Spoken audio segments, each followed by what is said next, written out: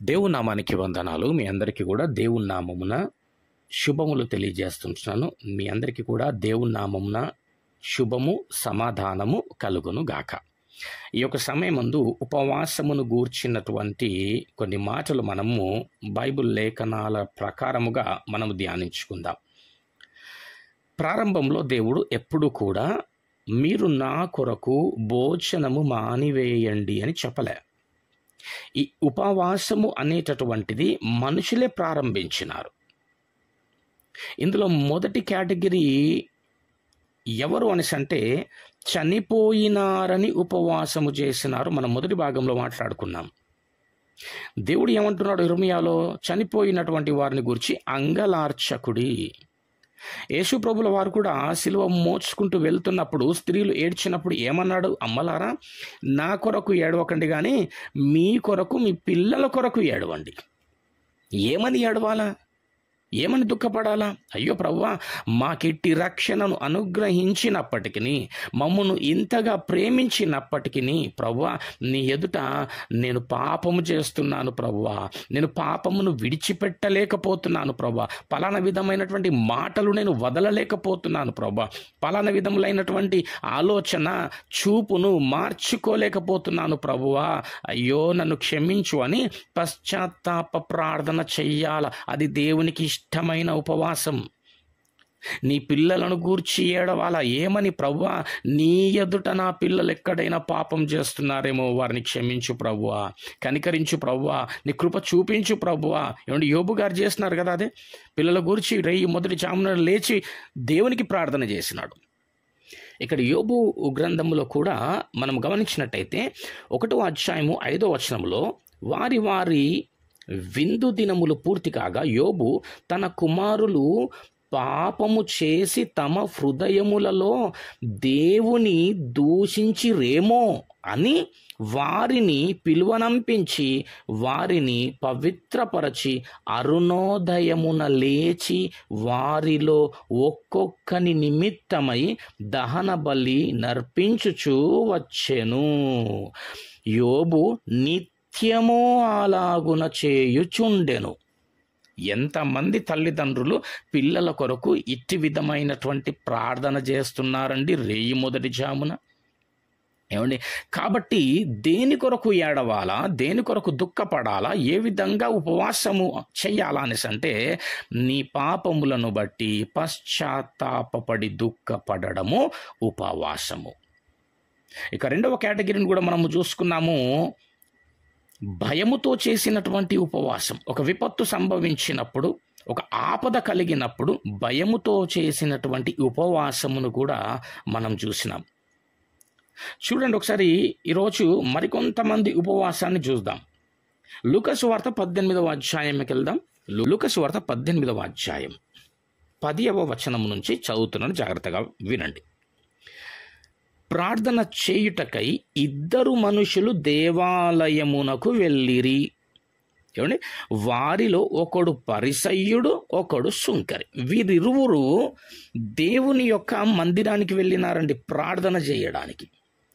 అయితే చూడండి 11వ వచనము, పరిసయ్యుడు నిలువబడి, దేవా, నేను చోరులను, అన్యాయస్తులను, వ్యభిచారులునైన ఇతర మనుషుల వలె నైనను, అంతెందుకు ప్రభువా, నా పక్క నిలబడ్డాడే ఈ సుంకరి వలెనైనను ఉండనందుకు నీకు కృతజ్ఞతాస్తుతులు చెల్లించుచున్నాను అంట. చూడండి ఏ విధమైనటువంటి ప్రార్థన ఉంది. వేలెత్తి చూపేటటువంటి ప్రార్థన, ఎదుటి వారిని తక్కువ చేసేటటువంటి ప్రార్థన, ఎదుటి వారిని చులకనగా చూసేటటువంటి ప్రార్థన, ఎదుటి వారిని పాపిగా ఎంచేటటువంటి ప్రార్థన ఇది. ఇంకా చూడండి ఏమంటున్నాడు 12వ వచనంలో, అంతేకాదు ప్రభువా, వారమునకు 2 మారులు ఉపవాసము చేయుచు నా సంపాదన అంతటిలో 10వ వంతు చెల్లించుచున్నానని తనలో తాను ప్రార్థించుచుండెను. ఏమంట? ప్రభువా, నేను వాని వల్ల కానీ, వీని వల్ల కానీ, ఎదుటి వాని వల్ల కానీ, అంతెందుకు ప్రభువా, పక్కనున్నాడుగా ఈ సుంకరిలాగనైనను. చూస్తున్నారా? ఏమండి? ఈ సుంకరిలాగనైనను ఉండనందుకు నీకు కృతజ్ఞతాస్తుతులు చెల్లించుచున్నానంట.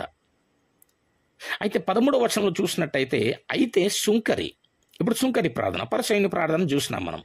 ఏం చేస్తున్నాడు? అట్టి విధమైన ప్రార్థన చేస్తూ వారంకు 2 సార్లు ఉపవాసం ఉంటున్నాడు.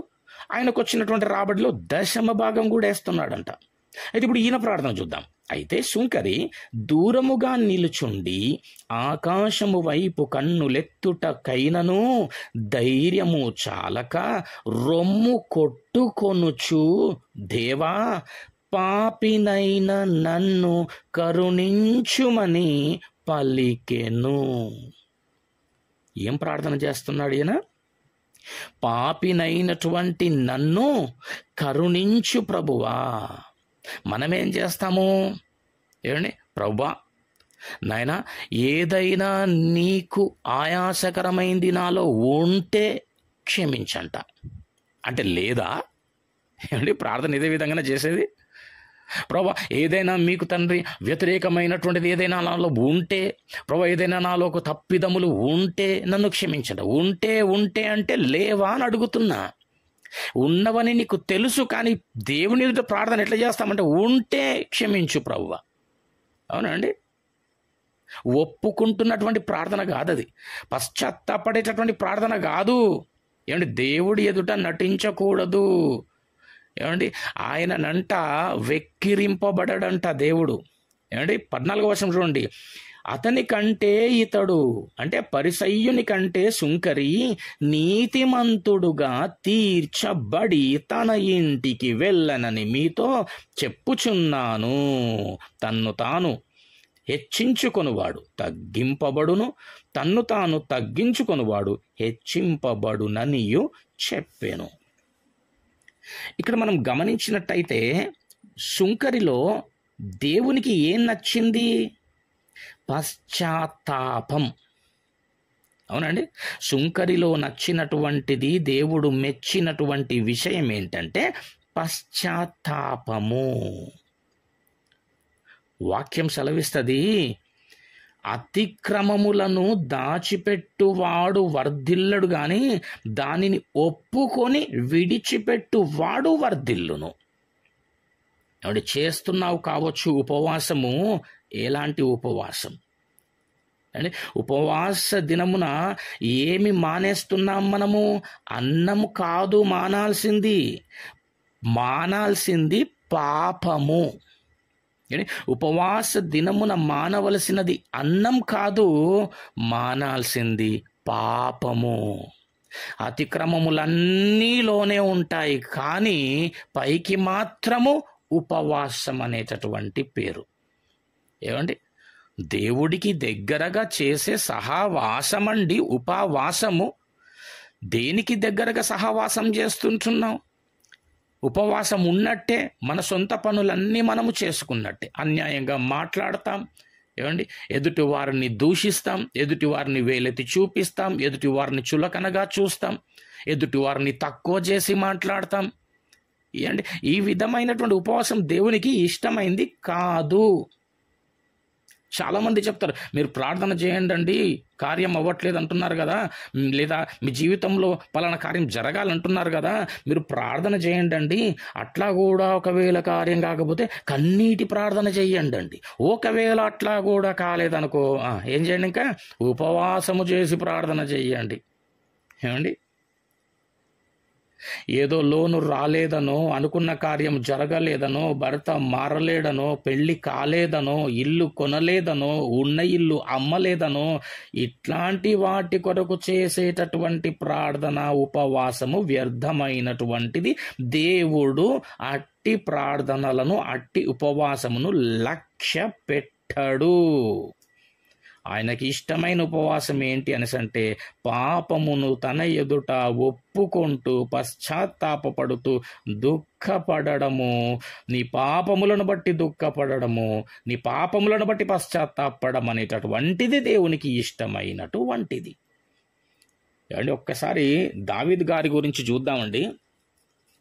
ఎలాంటి వాడు దావీదు గారు? మొదటి రాజులు 15వ అధ్యాయంకి వెళ్దామండి.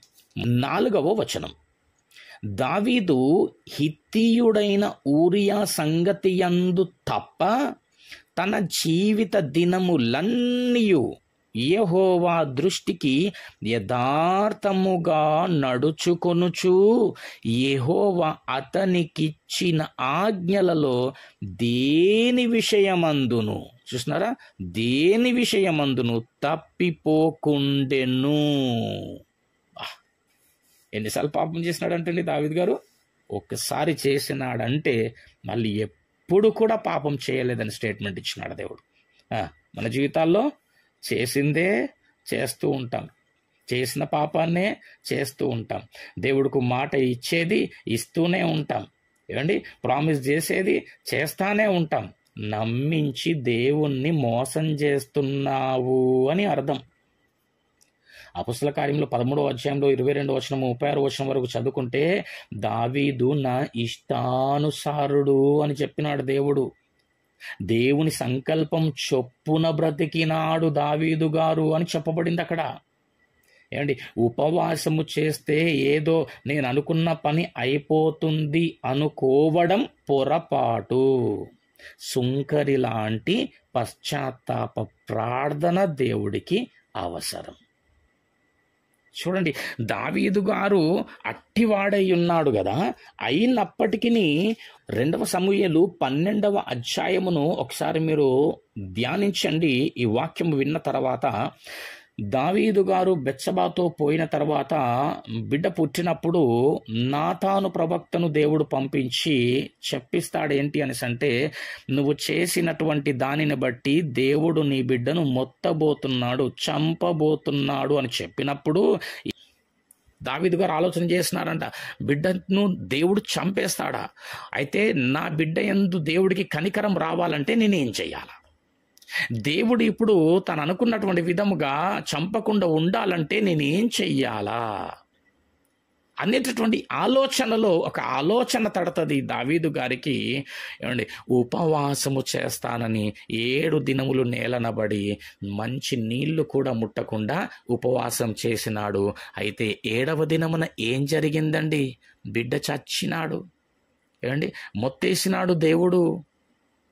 ఎందుకు?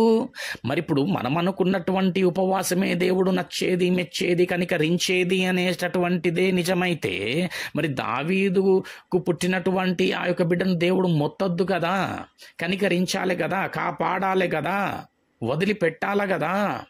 ఇక్కడ విషయం ఏంటంటేనండి, జాగ్రత్తగా గమనిస్తే దేవుడు అంటున్నటువంటి మాట ఏంటంటే, దావీదు నీ కడుపు మార్చుకుంటే కాదు నేను కనికరించేది, నీ క్రియలు మార్చుకోవాలా. అంటే దేవుని ఎదుట కడుపు మార్చుకునడము ప్రాముఖ్యము కాదు, క్రియలు మార్చుకోవడం ప్రాముఖ్యం. క్రియలు మారవు కానీ మనసు మారదు, కానీ కడుపు మాత్రం మాడుతుంది అనేసి అంటే ఎవరికి కావాలా? ఏమండి, ఈ విషయంలో ఎవరు కూడా కన్ఫ్యూజ్ కాకండి. మీరు మానివేసి చేస్తారా అన్నపానములు, ప్రార్థన?